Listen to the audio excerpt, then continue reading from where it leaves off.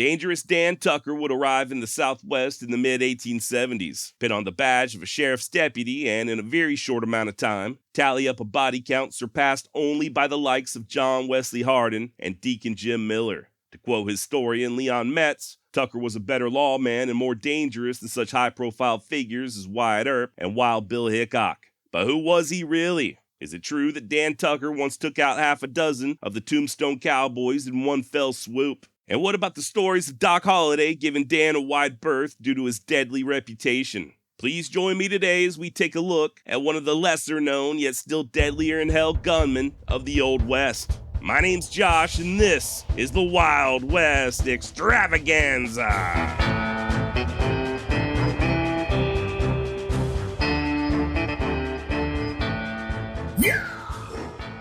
Dan Tucker's early life is murky at best. Legend has it he was born in Canada, circa 1849, and that he stabbed a man to death in Colorado before fleeing to New Mexico, at which point he took up employment at a stage station along the Jornada del Muerto.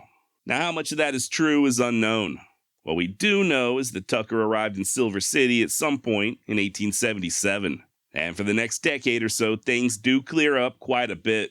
Citizens of Grant County would later recall that the then 28-year-old Tucker was a shy, soft-spoken, and slim-built young man with blue eyes, light brown hair, and a mustache, and that he often dressed in a, quote, dark sombrero, blue flannel shirt, overalls, and light calfskin boots, end quote.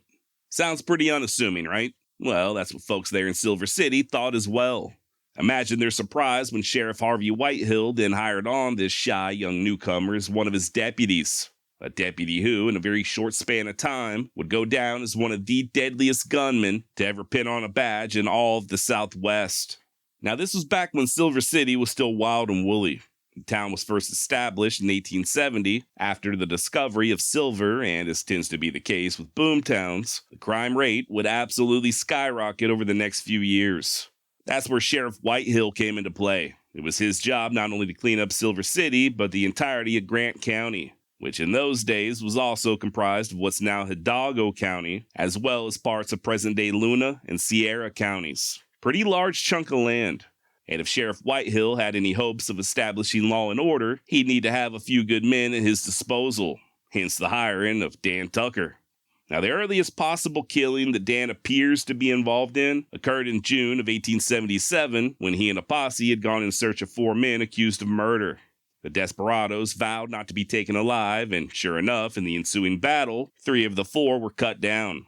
The lone survivor, a guy by the name of Bob Nelson, made his getaway as the posse returned to Silver City to celebrate. Sans Dan Tucker. Rather than call it quits, Dan stuck to the trail, returning to town a few hours later, leading Nelson's riderless and blood-stained horse. Now, according to Tucker, he failed to locate Bob Nelson, who had been wounded in that initial gunfight, hence all that blood. However, when Nelson's body was finally discovered, it was just 300 yards from where Tucker found the horse. Whether or not Dan dispatched Nelson or simply missed his body is unknown. That said, per Tucker biographer Bob Alexander, quote, there are other accounts that Tucker killed outlaws or livestock rustlers in the field, absent of any witnesses. True though the allegations may be, or perhaps not, the shrouded mystery only added to Tucker's mystique at the time, end quote. In a similar incident, when Dan and a posse returned to town, leading a string of riderless horses, he simply stated that the missing riders, quote, couldn't ride any longer and were left behind, end quote. And I'll let you figure out what happened to them. Skip ahead to August of 1877, and Tucker would make his first verified kill, at least that we know of. And unfortunately, we are short on details, other than the victim apparently attempting to escape. Per the Grant County Herald, quote, on the 14th of August, 1877, an inquest was held on the body of Atanasio Bencomo, who died from being struck from a pistol ball from a pistol held in the hands of Deputy Sheriff Daniel Tucker. His actions were justifiable as they were in discharge of his duties as the Deputy Sheriff of Grant County, as the deceased was escaping custody, end quote. That's one thing that Deputy Dan just did not put up with, escaping custody and resisting arrest. Indeed, shortly after killing Mr. Bencomo, Tucker was in nearby Central City, attempted to arrest a drunken soldier by the name of Tom Robinson. Tom resisted, so Tucker simply put a bullet in his right arm. To once again quote historian Bob Alexander, with his right arm wounded and out of commission, with his left hand, the errant Buffalo soldier was later forced to fork over a fine for resisting arrest. Just a few weeks later, Tucker would kill yet again. Apparently, two locals had gotten into a fight in a Silver City dance hall, and one of them pulled out a knife and carved his opponent up, to the point that the guy's intestines were hanging out and almost touching the ground. Per an eyewitness, the stabber, whose name I was unable to determine, so we'll just call him Stabby McStabface, then, quote, ran out of the saloon and up the street. Dan Tucker happened to come along. I was standing right beside him. He drew his six-shooter and, holding it with both hands, fired just as the man turned the corner, end quote. And per the various eyewitnesses, the bullet either struck Stabby in the neck or the lower back. Yet another bystander would recall that the target was some 50 yards away and running in dim light when Tucker fired, causing him to spin like a top before collapsing to the ground. As for the stabbing victim, a doctor simply scooped his guts up, rinsed them off, and shoved them back in before sewing up the wound. Story goes that he lived for another 40 years. Now, this is a quick side note, but I do find it interesting how that one guy described Dan as holding his revolver with both hands. That's not something you see too often in the movies, right? I know those early six-shooters were made specifically to fire with one hand. I guess it made it a lot easier when you were riding in the saddle, but I'm willing to bet that a two-handed approach was used a little more often than we tend to think. Now, if you don't mind, before we go any further, I do have a very special announcement. I'd like to personally dedicate this episode to one of Louisiana's finest, James Porto. I'm told that Mr. Porto, at a very young 81 years of age, is a huge fan of Old West history. I'm also told that he still works from sunrise to sunset, which in that damn Louisiana heat ain't no small thing. So Mr. Porto, take care of yourself, sir. And thank you so much for listening. I am beyond honored to have you paying attention to my dumb little show. And do me a favor, try to keep an eye on Shannon, okay? I think you know what I mean. All right, back to Dangerous Dan Tucker. Several months after dispatching old Stabby McStabface, Tucker was involved in yet another deadly shooting there in Silver City. And once again, details are sparse. According to the Grant County Herald, quote, Deputy Sheriff Tucker, charged with killing a man who resisted arrest, had a hearing in front of Justice Givens last Thursday. It was a case of justifiable homicide, end quote.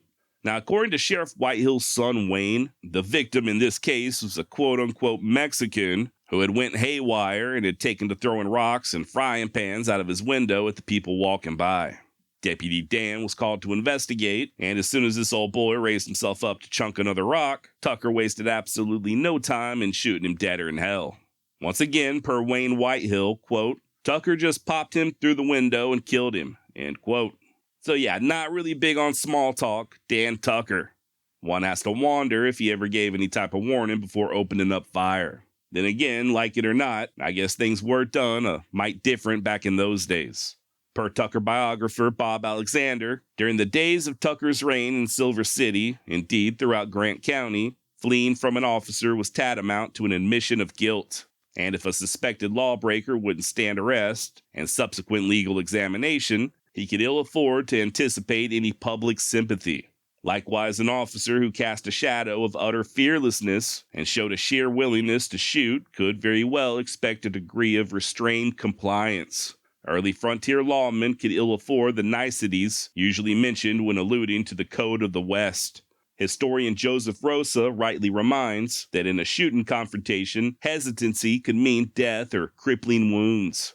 And despite examples of romantically pinned litter, the author points out that old-time gunmen had few rules. They were guided by instinct and experience, without which they could not have survived for long. Speaking specifically of Dan Tucker, one old-timer expressed community sentiment that he'd never shot a man unless the man had broken the law, end quote.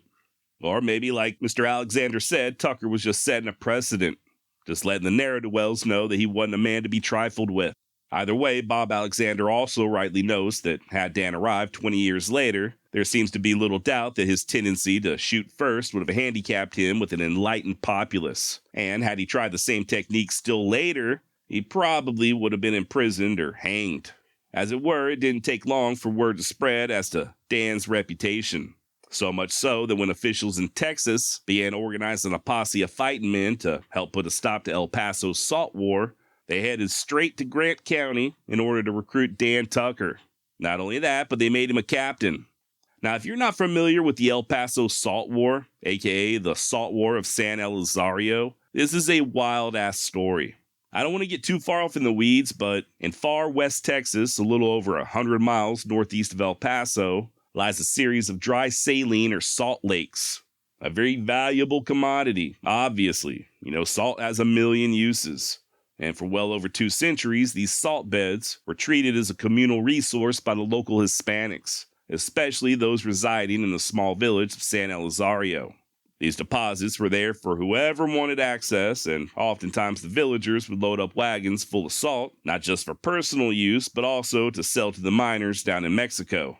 Important to note that over 500 Spanish colonists, along with thousands of head of livestock, first settled in the area of San Elizario in 1598, and these early residents were granted access rights to the salt by the King of Spain himself, rights that were grandfathered in by the Republic of Mexico. So yeah, people had been using these salt deposits as they pleased for damn near 300 years before the Salt War even began. Of course, by the 1870s, the King of Spain no longer mattered, and individuals in Texas were legally allowed to stake claims on mineral rights. A guy by the name of Charles Howard ended up doing just that very thing during the summer of 1877, filing a claim on the salt flats and then announcing to the residents of San Elizario that if they wanted to continue using the salt, they'd have to pay for it. As I'm sure you can imagine, this did not go over all that well. The locals just ignored Howard's claims, at first at least, and went right on using the salt the same way they had been doing for the last 200 plus years. The law be damned. They also formed a number of committees or juntas that would effectively replace the El Paso County government. Things finally came to a head in late September when Howard had a pair of salineros arrested after they threatened to access the salt lakes without paying. And in turn, a large mob of armed Hispanics located Howard and took him hostage. Ended up holding him there in San Elizario for a few days before he agreed to relinquish all rights to the salt. Upon being released, Howard laid over in New Mexico for a spell, but soon returned to West Texas and shot and killed his political rival, Louis Cardis. Bear with me, we'll get to Dan Tucker's involvement very shortly, I promise. Now, Louis Cardis, an elected Texas state representative and Italian by birth, had garnered quite a bit of support from the Hispanics there in San Elizario. Also, he was a very vocal proponent of keeping the salt as a communal resource. That being the case, his death further outraged the Hispanics. Keep in mind that they far outnumbered the gringos, so it wasn't long before white people started getting nervous. And if I know anything about history, when white people start getting nervous, that's when they start killing folks. Sure enough, they asked the governor for help. Matter of fact, Howard even made the outrageous claim that they were being invaded by Mexico, which caused the governor to send in a detachment of Texas Rangers under Major John B. Jones. And when Jones arrived, he recruited an additional 20 new Rangers, somewhat of a ragtag outfit, and placed Lieutenant John Taze in command. This force of irregulars, with Charles Howard in the lead, then descended upon San Elizario. I guess he figured he'd just stroll in with a few Texas Rangers, and they'd help to reestablish his dominance over the Salt Lakes. But things did not go as planned. Howard and the Rangers immediately came under fire, both from San Elizario natives and Mexican nationals. Worth noting that they were outnumbered something like 25-1, so they were soon forced to take refuge in a church, just doing their best to hold off the insurgents. Finally, after a 2-day siege, the Texas Rangers uncharacteristically surrendered. This is the only time, by the way, in all of history, the Texas Rangers have ever laid down their arms, at least that I'm aware of. Howard, the old boy who instigated this entire damn war, along with 2 other men, were then placed against a wall and executed via firing squad, after which their bodies were hacked into pieces and dumped down an old well as the remaining Rangers were disarmed and sent packing. Now, as a result of this embarrassment, the governor gave the go-ahead to El Paso County Sheriff Charles Kerber to organize a small group of mercenaries. And considering Silver City was known to be home to more than a few hard cases, it was there where Kerber went to locate volunteers. And not only did our very own Dan Tucker agree to help out, but so did the outlaw John Kinney and his gang, All total, it was around 30 men described by one source as hard-faced and battle-scarred. They, along with a combined force of Texas Rangers and horse soldiers from the 9th Cav, then paid San Elizario another visit. It was there on December 22nd that they killed several suspected insurrectionists as the innocent civilians were forced to flee across the border into Mexico. And just an FYI, there were also reports of Tucker and his bunch from Silver City going on a killing spree in the nearby villages of Sleta and Socorro before Colonel Hatch of the 9th Cav made them stop. According to Texas Ranger Lieutenant Taze, these volunteers from Silver City failed to exercise restraint. Then again, Lieutenant Taze may have been projecting a little because his Rangers were also accused of looting, killing, and even rape. It wasn't until January 10th, 1878, that Tucker and his group were disbanded and sent back to New Mexico. Now, full disclosure, there's no record of Tucker being involved in any of those atrocities, the raping and the killing, but the fact remains that he was in charge. And as far as I'm concerned, even if he didn't partake, he's still responsible for his men. It was up to him to keep those fighters in line, and on that account, he failed miserably. And that's the best case scenario, is that he failed. The worst case scenario is that Dan Tucker was a damn rapist and murderer who targeted innocent civilians. Now, I do not have a hard number as far as the death toll is concerned, but most estimates place it somewhere between 20 to 30 men. Per the Texas State Historical Association, quote, "No one was ever arrested or brought to trial. A congressional investigation attempted to get at the facts, but no positive action was taken except the reestablishment of Fort Bliss, which had been abandoned earlier in the year. Thenceforward, no objection was made to paying for the salt." End quote. Now, despite this little fight being known as the Salt War, according to many, the salt was simply an excuse. I'm going to once again quote historian and all-around Wild West expert Bob Alexander. It was basically a conflict between Anglo-Americans and Mexican-Americans. At the time, El Paso was completely cut off from the rest of Texas transportation. The Spanish-speaking population out there had a very difficult time understanding the concept of laws being passed at the state capitol in Austin applying to them, especially when they were in conflict with generations of tradition. They had a communal attitude toward the land. Salt and water, that was something that should be shared with the community. The Americans believed that whoever owned the land controlled the resources. That, with the school law that required compulsory schooling for boys and girls, boiled over with strong personalities into the Salt War. End quote. And yeah, man, this does appear to be a constant theme along the border. With the Salt War, obviously, there were bad actors on both sides. For instance, after that mob of insurgents killed Howard, they then looted the village of San Elizario itself. The village they were supposed to be helping. And like I said a moment ago, the regular everyday people who lived there were forced to flee across the border to avoid being punished at the hands of the Texans. Of course, it's these same people, and people just like them, that pretty much continued to endure various forms of persecution for decades to come. I mean, hell, just check out the episode I did on the Porvenir Massacre, which also, sadly, involved the Texas Rangers. As fun as it is to talk about the Old West, I do sometimes think we forget about the innocent people who just got caught up in the middle. Were there Mexican bandits or outlaws? Absolutely. But for every one of them, there were hundreds, if not thousands, of hard-working, honest Hispanics just trying to make a living for themselves and their families. Same as their parents before them. It wasn't their fault that the border was moved. Nonetheless, they were still treated as second-class citizens, despite their families being in that land far longer than men like Charles Howard and Dan Tucker. Speaking of Tucker, I did find it somewhat interesting that he would fight alongside the likes of John Kinney, officially referred to here on the Wild West Extravaganza as Kinney, you bastard. And of course, after leaving El Paso, Kinney, you bastard, would go on to fight in another little feud known as the Lincoln County War. And yeah, don't worry, we will be discussing whether or not Dan Tucker and Billy Bonney had any run-ins. For now, though, Dan would just return to Grant County and go right back to his job as a lawman. Matter of fact, by April of 1878, he was not only a deputy sheriff there in Grant County, but he was also the very first town marshal of Silver City, a job that appears to have been seasonal. I guess during the summer months, when them wild-ass cowpokes would flock to town, is when Tucker served as the marshal. Come October, he'd get laid off, when things were slow, only to resume his duties the following summer. He still retained his job as a deputy sheriff, though, and it was in such a capacity in December of 78 that he experienced somewhat of a close call. A guy by the name of Caprio Rodriguez was allegedly drunk and disorderly and ended up squeezing off a bullet that, according to the Grant County Herald, quote, passed through the marshal's clothing, but fortunately did not touch his person, end quote. I was not able to determine what became of Mr. Rodriguez, but something tells me he didn't get to celebrate any more birthdays after busting a cap at Dangerous Dan Tucker. And by the way, here's a fun fact for you. I know some people don't like it when I use jargon like bust a cap, but did you know that phrase goes all the way back to at least the 1820s, in reference to old percussion or cap and ball firearms?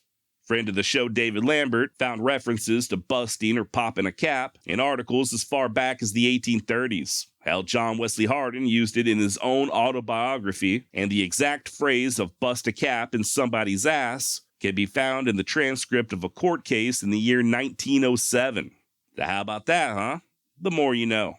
The following January, Dan Tucker was sent to the new boomtown of Shakespeare, which is now a ghost town about 50 miles to the southwest of Silver City. And really, this was just Silver City all over again. Shakespeare was yet another mining town, and at that time, a favorite hangout for bandits like Curly Bill Brocious. No word on whether or not Dan had any run-ins with Curly Bill, but he would end up hanging at least two of his buddies, Sandy King and Bill Tattenbaum, a.k.a. Russian Bill. Now, King was indeed a true blue outlaw, in addition to being a suspected member of the infamous cowboy gang out of Arizona. Bill Tattenbaum, on the other hand, was a little different. He was mostly just a harmless wannabe who claimed to have been a military officer back in Mother Russia. How he ended up in Arizona, I do not know, but by the fall of 1881, both he and Sandy had found their way to the bustling town of Shakespeare, New Mexico. Now, like I said, Sandy was a damn criminal, so he naturally took to causing trouble, throwing his weight around and pretty much just being a bully. Ended up getting into an argument with a shopkeep there in Shakespeare and shooting the man's finger plumb off, an offense that caused Marshal Tucker to throw his ass behind bars. That very same day, old Russian Bill decided to steal a horse. He too was arrested by Dan Tucker and thrown in jail right alongside his buddy Sandy King. Skip ahead to later on that night, around about 2 a.m., and a vigilance committee arrived and hauled the prisoners to a nearby stage station. A mock trial was held, and minutes later, both men were unceremoniously jerked up with nooses and hung from the rafters. Mostly just for being a public nuisance, I guess. Now, you may be wondering where Dan Tucker was when all this was occurring, and I wish I had an answer for you. At least one newspaper would report that the guard there at the jail was overpowered by the mob, but it doesn't seem as if Tucker was at the jail when the mob arrived, so go figure. Now, whether or not Dan was part of the mob is also unknown. Be that as it may, Tucker would preside over at least 4 legit executions, one of which was the somewhat controversial double hanging of Lewis Gaines and Charlie Williams. You see, Gaines was black and Williams was white, and I guess the good citizens of Shakespeare didn't much cotton to the idea of an integrated execution, which may be about the most ridiculous thing I have ever heard in my entire life. Was Charlie Williams a convicted murderer? Yes. Yes, he was. Did he deserve to hang for his crime? Well, that's up for interpretation, but according to the judge, once again, yes. There was no argument about that from anyone. Not a single person objected to Charlie's premature demise. They just didn't think that it was proper for Charlie to be executed alongside a black dude. Good God almighty. Now, I'm not joking, by the way. The people were so outraged over this that both Dan Tucker and Sheriff Whitehill received death threats. To their credit, though, the execution did go forward as planned, and Williams went a swinging right alongside of Gaines. That was in August of 1880. A few months later, Tucker assisted the good sheriff in the necktie party of yet another convicted murderer, Richard Remine. Now, this Remine character was a pretty bad seed, apparently. He got drunk one night and took an axe to his slumbering partner, chopped him up real good-like, and then crawled in bed with the bloody remains to sleep his drunk off. And although his execution was delayed due to appeals, Tucker would ultimately help with his hanging in March of 1881. Now, after Dan cleaned up Shakespeare, he then set his sights on a new railroad town known as Deming. And just to give you an idea, a passer through once wrote of Deming, quote, "The roughs and thieves are so numerous that no man ventures any distance from the village without his Winchester rifle, ready to repeat 12 to 16 times without reloading, With this element constantly on the watch for plunder, a man's life goes for naught, end quote. And yeah, Deming would remain rough until Tucker arrived and began patrolling the streets with a double-barreled shotgun. According to the Silver City Independent, he killed 3 men within his first 3 days in town, wounding 2 others, and within just a few weeks, he had jailed 13 members of the quote-unquote cowboy gang. After just 1 month in town, the New Southwest and Grant County Herald would report that thanks to Tucker, quote, the most perfect order now prevails at Deming, end quote. Not long thereafter, towards the end of July, Tucker would end up making a trip west to Maricopa, Arizona on undisclosed business. At least one researcher believes that this was on account of the hot mineral baths and that Dan was seeking to treat some type of previously inflicted wound. Whether that's true, I can't say, but as you'll soon hear, Dan Tucker would be the recipient of several wounds sustained in combat, and he would travel back to Arizona on at least one occasion to seek the talents of a physician. Fast forward to September of '81, and Tucker was involved in 2 more deadly shootings there in Deming. Maybe. The dates are a little confusing, and it's hard to tell which killings occurred first or whether or not they were just mistaken for one another. But that said, it was reported that on September 28, 1881, Dan, quote, killed one Charlie Hugo, who had been deporting himself in a riotous manner and who resisted arrest, end quote. Unfortunately, that's all we know, but the next little fight, which occurred right around this same time, was much more widely reported. It seems that an outlaw by the name of Jake Bond, along with 2 of his running buddies, arrived in town and began causing quite the ruckus, just galloping up and down the streets and firing off their pistols and even going so far as to ride their ponies straight into one of the hotels. Soon as they emerged, Dan Tucker was waiting, armed with that trusty scattergun of his and telling the troublemakers to throw their hands up. Per the September 30th, 1881 edition of the Las Vegas Optic, the command was not heeded, and without further parleying, the officer, Dan Tucker, fired, landing 9 buckshot in Bond's body. He instantly fell to the ground, a corpse. The other 2, seeing the fate of their comrade in crime, sought safety in flight, followed by a shower of bullets. It is not known whether or not either of them were injured. Deputy Sheriff Tucker deserves great credit for courage in tackling the demons, and but for his timely appearance, they would have run the town to suit themselves. The only thing to be regretted is the fact that the other 2 desperados did not share the fate that so fortunately befell their companion. End of quote. And like I mentioned a second ago, it's possible that the killing of Charlie Hugo and Jake Bond were one and the same, and somehow the names just got muddied somehow. The reporting was very confusing for this particular month in 1881. If you'd like to learn more, I'd suggest picking up a copy of Bob Alexander's Dangerous Dan Tucker, as he does discuss this further in the notes. And yeah, this is the book that I used as my primary source for today's episode. That's why I keep quoting Mr. Alexander so much. It really is a great resource on all things Dan Tucker. Link down below if you'd like to pick up a copy for yourself. And by the way, for all you firearms enthusiasts, the shotgun that Tucker was fond of carrying was reportedly a W. Richards, imported from Belgium with the barrels cut down to a length of 19.5 inches. I got no idea what most of that means, but it doesn't sound like something I'd want pointed in my general direction.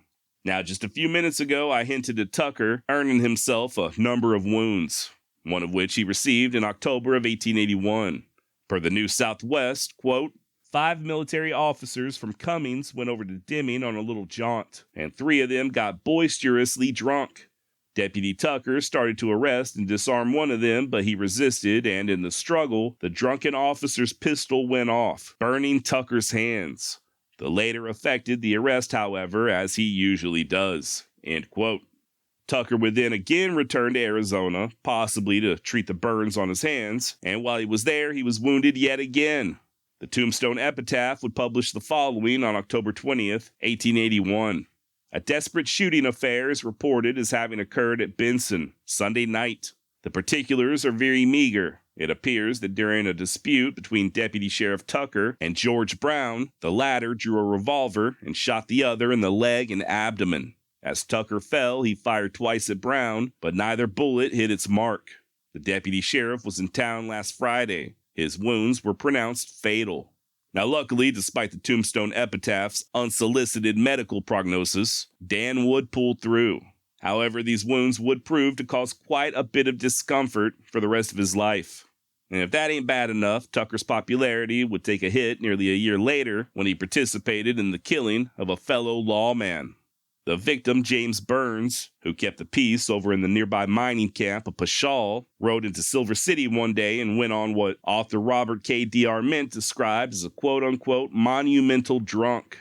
And the more Burns drank, the more he got to playing with his sidearm, just taking it out and twirling it around like he was Johnny Ringo. This continued all of Thursday, September the 24th, all that night and into the following day, with Burns just continuing to drink and getting more and more belligerent. Worth noting that Dan Tucker was not the marshal of Silver City at this time. That particular job was being held by the awesomely named Gladius W. Moore. Both Moore and at least one of his deputies had attempted to disarm Burns, but he wasn't having any of it. Said that as a member of law enforcement, he had the right to retain his firearm, and that was that. Things finally came to a head later on that night when Burns fired off his pistol outside of the Continental Saloon, for no apparent reason other than just liking the way it sounded. He then strolled inside and sat down to play a few hands of poker. As luck would have it, sitting at that very same poker table was our topic du jour, Dangerous Dan Tucker.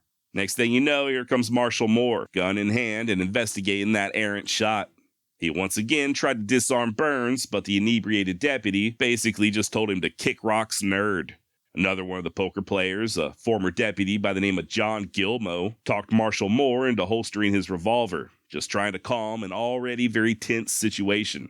Moore did as Gilmo suggested, but no sooner was his gun back in the holster than Burns jumped up, brandishing his own six-shooter and aiming it right at the marshal. That's when Dan Tucker sprang into action. He too went for his gun and aimed it directly at Mr. Burns. Just as it looked as if gunplay was imminent, John Gilmo once again proved to be the voice of reason. He assured Burns that if he'd just surrender, he'd be out of jail in no time flat. After all, no real harm was done, right? No need to escalate things further. And it worked. Burns holstered his sidearm, as did Dan Tucker, and Marshal Moore departed in search of an arrest warrant. I do have to admit, I don't really understand that part. Not sure why a city marshal would need a warrant in order to place somebody like Burns into custody. I mean, the man had just been pointing a damn gun in his face. I'd say that was plenty enough cause for arrest, but, as we'll soon touch on, things may not have been all that they seemed. Meanwhile, back in the Continental Saloon, Burns started mouthing off at Tucker for getting involved.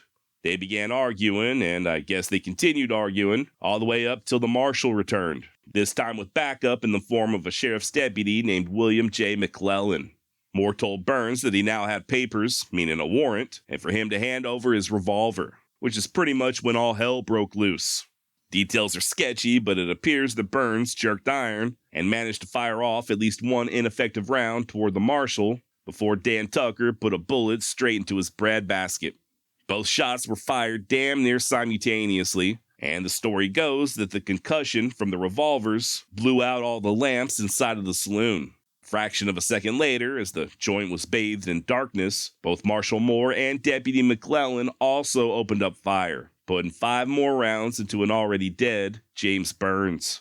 And yeah, the idea of the percussion from a pistol blowing out all the lamps does sound kind of suspect, but strange though it may be, this is not the only time I've heard of this happening. And honestly, it might just be due to how small a lot of these saloons really were. I know they look massive in the movies, but in reality, a lot of these places were oftentimes not much bigger than a hallway in your average suburban home. The famous Cricket Saloon up in Deadwood, for example, which was the predecessor to Al Swearingen's Gym Theater, was only like 25 yards long and extremely narrow. Now, I've got no idea if size could have been the cause of it. I'm just sort of spitballing here, but I'm not going to lie. I do kind of feel like lighting some candles and firing off my pistol just to see what happens. Do not try that at home, by the way. I am not endorsing any such act. Now, James Burns, despite sounding like a total asshole, was extremely popular, especially over in that mining camp of Pashal. The local prospectors began protesting his death and talking big about how they'd like to string up those who were responsible. They even published a resolution in the Silver City newspaper declaring Burns' death a, quote, cowardly premeditated killing, and announcing their, quote, intention to assist in prosecuting said murderers with all of our ability and means, end quote. Be that as it may, Dan Tucker does not initially appear to have been a target of these threats. Truth be told, a coroner's jury had somehow determined that his bullet had missed Burns completely. Whether that's the case, I don't know, but Dan would personally take credit publicly for helping to kill Burns. And the public outrage did get bad enough that Dan was ultimately thrown behind bars. He and Marshal Moore and Deputy McClellan. Not in Silver City, though. I guess they were worried about being lynched if they remained there, so they turned themselves in to a Deputy Baldonado over in Central City, which nowadays, I believe, is known as Santa Clara. Interestingly enough, Deputy Baldonado then raised a large posse of quote-unquote Mexicans to protect the trio. One has to wonder if any of these posse men were aware of Tucker's previous activities over in Texas. A few days later, a paper would report that despite Tucker killing at least 8 men there in Grant County, this was the first time he had ever been held to account. In other words, it seems like there were at least a few people who had grown weary with the way he was just indiscriminately gunning folks down without a trial. In the end, though, it didn't really amount to much in the way of consequences. I guess the prospectors sobered up and went back to their diggings, and Dan was soon released on bail, with the charges eventually dropped altogether. Marshal Moore and Deputy McClellan would go to trial, but they were acquitted. That said, to this day, there is suspicion that James Burns' death was an orchestrated assassination. Word has it that Moore had a personal vendetta against Burns and enlisted Tucker and Deputy McClellan to help out in the killing. As for Tucker, he would catch a little heat in the local papers, with at least one journalist accusing him of being too free with his pistol and not putting a sufficient enough value on the average citizen's life. Now, I have read that both Tucker and Sheriff Whitehill lost their jobs over this debacle, but that doesn't really appear to be the case. While Sheriff Whitehill had been replaced due to the previous November's election, it does look as if Tucker continued right on being a Grant County deputy sheriff. About the only thing that really changed was that he was no longer considered the quote-unquote chief deputy as he had been before. That job fell to an old boy by the name of D.L. Doc Belt. To quote Bob Alexander, Doc ruled the law enforcement roost in the northern reaches of Grant County, and Dan Tucker continued to keep the peace to the south. Also worth mentioning that Tucker did have a fallback career with Wells Fargo. Even before the killing of James Burns, Dan had taken a ride in shotgun for the stage between Deming and Silver City, just sort of helping to make ends meet. James Cook, a ranch foreman for the WS, would later recall that Tucker had more than a few thrilling experiences with stage robbers and that he had the reputation of being the bravest of the many gunfighters there in the southwest borderlands. Now, as dangerous as I'm sure that was, Dan's next brush with death would not come at the hands of a stage robber, but rather a pair of soiled doves over in a Deming whorehouse. I guess Tucker got that particular itch and paid the brothel a visit on the evening of December 14th, 1882. According to the New Southwest and Grant County Herald, Dan had just stepped inside when 2 of the working gals threw their arms around him. Tucker just figured they were playing around, so he didn't make all that much of a fuss trying to free himself. That said, he also didn't have easy access to his sidearm, which, as it turns out, was the plan all along. As the ladies were still fawning over him, an unknown assailant sprang up from behind and pulled Dan's pistol from his holster. Tucker reacted by shaking the ladies off and diving at his attacker, both of them fighting tooth and nail for that revolver. Dan manages to get a hold of it and squeeze the trigger, but the round goes wild and hits one of the prostitutes. At this point, a few other assailants, all of them described in the papers simply as Mexicans, jump in and the original attacker is able to wrench the gun away from Tucker, turning it quickly and putting a bullet into the deputy's shoulder.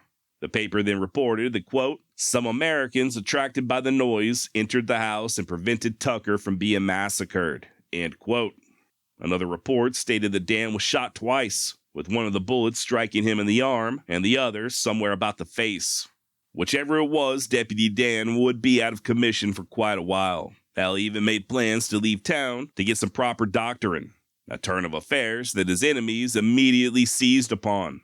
Once word got out that Tucker was leaving town, they began to mock him. According to Mr. Rose, in a 1931 write-up he did on Tucker, 3 or 4 quote-unquote troublemakers posted a letter there in Silver City alleging that Dan was a coward, and that the only reason he was leaving town was because he knew they were planning to, quote, hang his hide, end quote. Story then goes that Tucker, upon hearing of these threats, got up out of his sickbed like some sort of Wild West Lazarus and sought out the would-be toughs. Quote, with his face drawn from constant pain, but still creased with his habitual slow, drawn smile, and his body bent to ease the pain, he stood menacingly before them. End quote. Now, I probably don't have to tell you this, but these very brave men all of a sudden lost all their courage after coming face to face with Dan Tucker. They began backpedaling and saying they were just joking around, and they didn't really mean it. Dan then had mercy on them, and instead of killing them, simply banished them from town. Gotta love that story, man. Just sounds like your typical internet troll. Very bold and talkative online, but face to face, they won't even look you in the eye. Luckily for Dan, he wouldn't have to leave town after all, as a doctor soon arrived there in Silver City who was able to properly tend to his wounds. Never did fully recover, though. That shoulder wound, combined with the injuries he sustained over in Arizona, began to take their toll. Per Bob Alexander, quote, historical investigation tends to indicate that Dan Tucker's overall health began to deteriorate. A later report will imply that Tucker was steadily becoming an alcoholic, and evidence does indicate Tucker was right at home and frequently in attendance at bar rooms and gambling dens. But area newspapers failed to ever attribute drinking as one of Tucker's ailments. End quote. And yeah, I left it out of my script, but there are numerous occasions during this period where the papers would report that Dan was sick in bed or bedridden with some type of illness. They just never say what the illness was. So whether he was a drunk or not, I don't think anybody can say for certain, but these injuries would force Dan to quit his job riding shotgun on account of them stagecoaches bouncing around so much. I guess Bilstein shocks didn't exist back in the 1880s. That said, Tucker would continue protecting valuables for Wells Fargo, just doing so via the railroad rather than a bumpy-ass wagon. And despite his injuries, he would still occasionally take to the field in pursuit of bandits, like in November of 1883 when he went chasing after some outlaws who had taken part in the famous Gage train robbery, or in December when he helped a Wells Fargo detective arrest a thief over in Deming. In addition to all of this, there's a very good chance that Dan also took part in the apprehension of John Kinney, you bastard. I guess following the Lincoln County War, Kinney had become sort of a king rustler there in that part of New Mexico, and a militia was soon raised in order to put an end to his reign. And they were successful, although how much of a role Tucker played is unknown. By the following year, Dan had also began to diversify his various streams of income. Not only did he take to doing a little bit of cattle inspecting work, but he also opened up both a saloon and a boarding house in Deming. A few months later, he became a member of the Deming delegation to the Grant County Democratic Convention. And upon the election of President Cleveland, he received an appointment as a deputy U.S. Marshal. Not one to rest on his laurels, Dan also moonlighted as a constable there in Deming. So this guy's a deputy sheriff, a deputy U.S. Marshal, and a constable, all at the same time. And in addition to all of that, he was even doing a little prospecting, an occupation that resulted in yet another close call. He and one of his mining partners were looking for silver just due east of Deming when they got waylaid by an Apache war party. Oh, and by the way, they did not have their rifles on them, only their six-shooters. Tucker and his buddy took refuge in an old boxcar by the railroad, and with their revolvers, they were able to hold the warriors off long enough for them to get bored and go looking for an easier target. Now, at some point in 1885, Tucker may or may not have gotten married. The special territorial census of that same year shows that he was cohabitating with a lady named Maria, who, as it turns out, did identify herself as his wife. Skip ahead 2 years later, in the fall of 1887, and Dan made one of his final known arrests, and most likely his most unconventional arrest.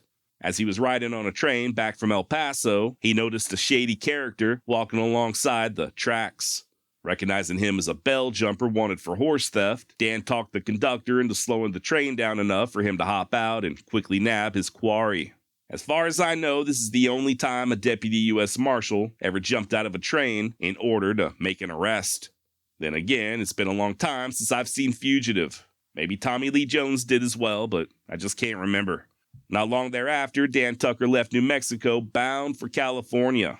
And much like his early life, this time in California is completely shrouded in mystery. Despite Dan just being in his early 40s, we know absolutely nothing about the rest of his life. He would return to New Mexico, though, for a brief visit during the spring of 1892. And according to the Silver City Enterprise, Tucker had, quote, grown so fleshy that his friends hardly knew him, end quote. And boy, oh boy, do I know the feeling. Now, unfortunately, once Dan returned to California, that's it. His trail goes completely cold. We don't know what he did for a living, if his wife Maria moved with him, if they ever had kids, or when, or where he died. The only hint comes from Silver City resident Dan Rose, who would assert that Tucker died about a year and a half later in a county hospital in San Bernardino. This is somewhat backed up by Sheriff Whitehill's son Wayne, who stated, quote, he went out to San Bernardino and died, I think, end quote. Now, currently that hospital there in San Bernardino, which is still in operation, by the way, is known as the Patton State Hospital. But back in the 1890s, it was the Southern California State Asylum for the insane and inebriates. I don't know what that says about Tucker's last couple of years, but per the Patton State Hospital Wikipedia page, they list other notable patients up to and including Betty Page and porn star Ron Jeremy.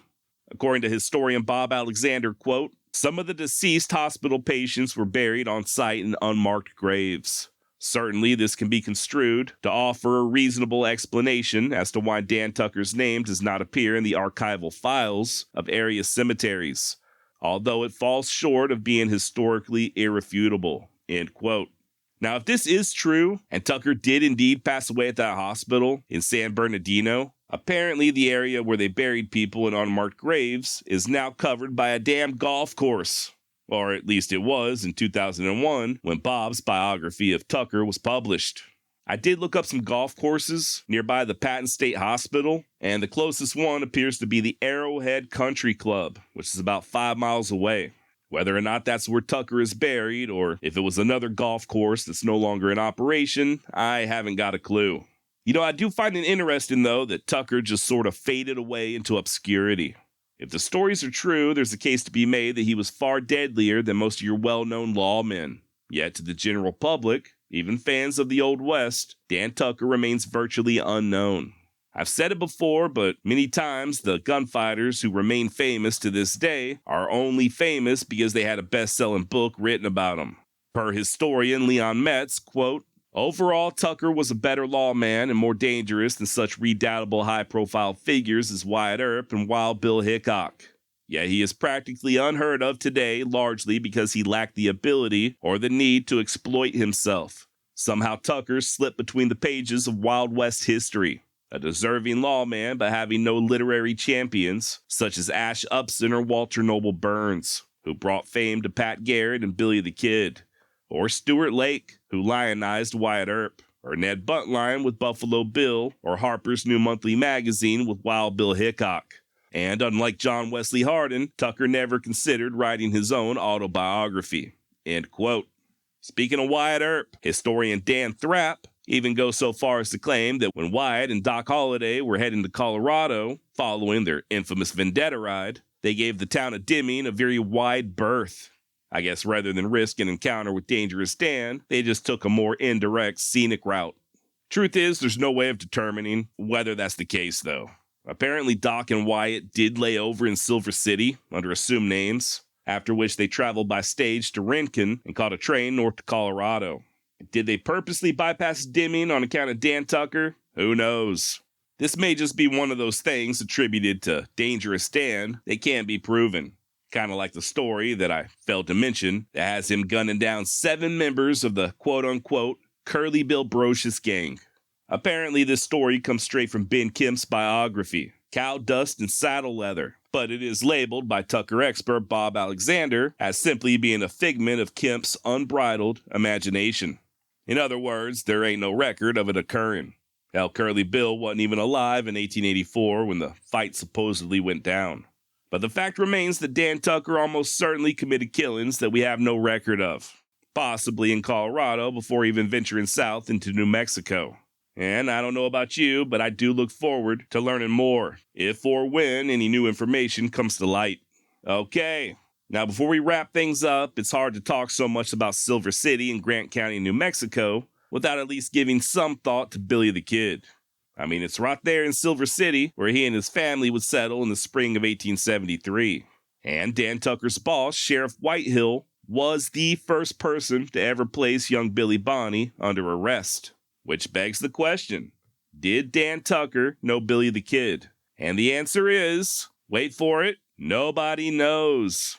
Here's the thing. Sheriff Whitehill arrested Billy for stealing laundry in late September 1875. And 2 days later is when Billy escaped and fled to Arizona. And by the time Tucker arrived in 1877, Billy was still in Arizona. He'd killed Wendy Cahill that August, and by October he was back in New Mexico riding with Jesse Evans. A few weeks later, he's hired by John Tunstall in Lincoln County, and the rest is history. Whether or not Billy ever returned to Silver City is unknown. Or at least I should say it's unknown to me, Josh. He did get around quite a bit though, so I wouldn't be surprised if he and Dan Tucker did brush shoulders at some point, but there's just no record of it happening. That said, I'm positive they knew of each other's reputation at least. Alright, if you don't mind, I do think it's only fitting to end today's episode by reading the last few paragraphs of Bob Alexander's biography on Dan Tucker. I just think it does a really good job of summing things up. Quote, during the El Paso Salt War, when the Texas sheriff frantically sought aid from New Mexicans, Dan Tucker was presented with sterling opportunity to exhibit true Western gallantry, ethnocentric even-handedness, and leadership. He failed in his executive ability to maintain discipline. No evidence has thus far been developed to document Dan Tucker personally participating in the fearful excesses and felonies. Nevertheless, his competency carried unambiguous responsibility, and in meeting that challenge, he fell far short of the mark. Had his career ended with this single tragic episode, his place on parchment pages could insignificantly be stamped, botched, and bungled. But it didn't.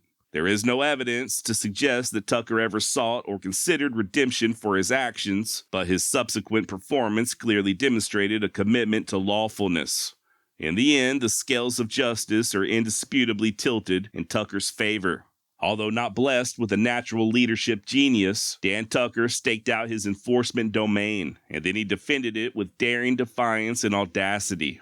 Whether any of his courage was derived from a pull on the bottle is guesswork, but unlike so many a Western hero who never fought unless surrounded by cronies, Tucker never depended on others to impregnate his reservoir of raw nerve.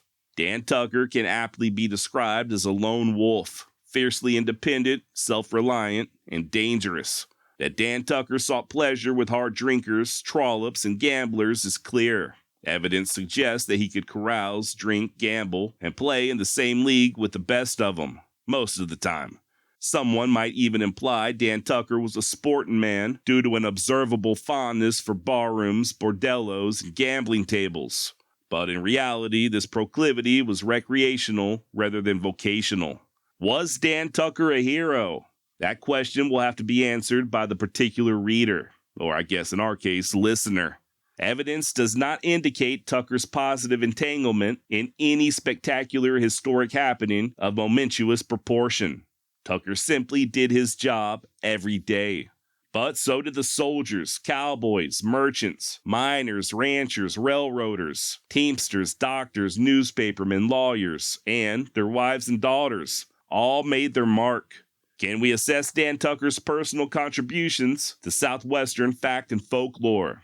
The professional historian might, with merit, argue that Dan Tucker played but a minor role in the overall scheme of Southwestern frontier development, while a cadre of grassroots historians, those specializing in the biographies of Western gunmen, might surrender to the temptation of seating Dan Tucker on an undeserved throne, along with a number of others whose primary fame is that they killed someone.